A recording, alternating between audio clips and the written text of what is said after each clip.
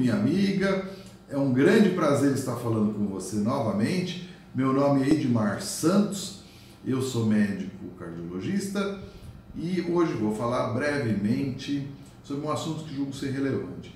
A insuficiência cardíaca é uma doença que acomete de 1 a 2% da população, uma doença extremamente grave, que mata 50% das pessoas em até 5 anos, que cursa com um número de internações hospitalares muito elevado, o sofrimento do paciente é muito grande, não é?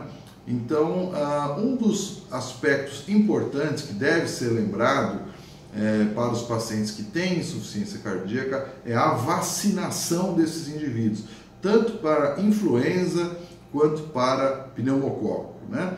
Então, a vacinação no paciente com insuficiência cardíaca, ela é fundamental. E quando eu leio artigos como um que eu li ontem do Jack, do Journal of American College of Cardiology, mostrando que nos Estados Unidos tem caído um pouco o número de pacientes com insuficiência cardíaca que são vacinados, que pulou de 70% para essas duas vacinas, né, para 60 e pouco por cento, e vejo que no Brasil, aqui os dados estão aqui na minha frente, em torno de 30%, é bastante preocupante, porque são pacientes altamente vulneráveis, são pacientes graves, como eu falei anteriormente, e que a terceira causa de internação nesse grupo de pessoas é por infecção de vias aéreas. Infecção de vias aéreas é a quarta causa de morte no mundo. Primeira causa de morte, infarto, 9 milhões e meio de mortes.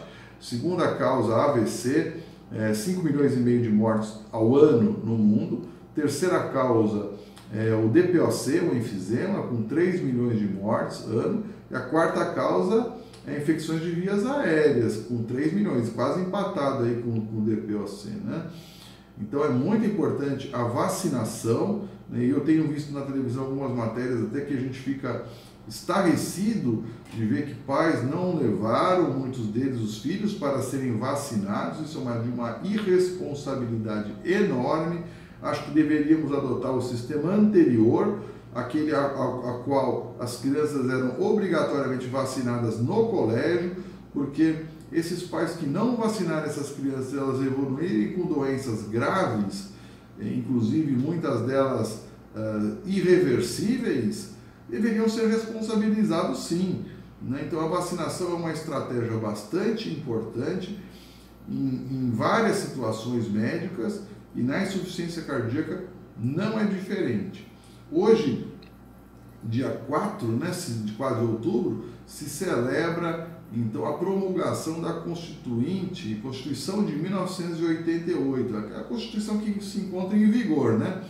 E ela diz lá que saúde é um direito do cidadão e dever do Estado, né? É para a gente refletir, ver como é que está a situação do SUS, como é que ele chegou a essa situação, analisar por que ele é subfinanciado, que o maior problema do SUS é o subfinanciamento.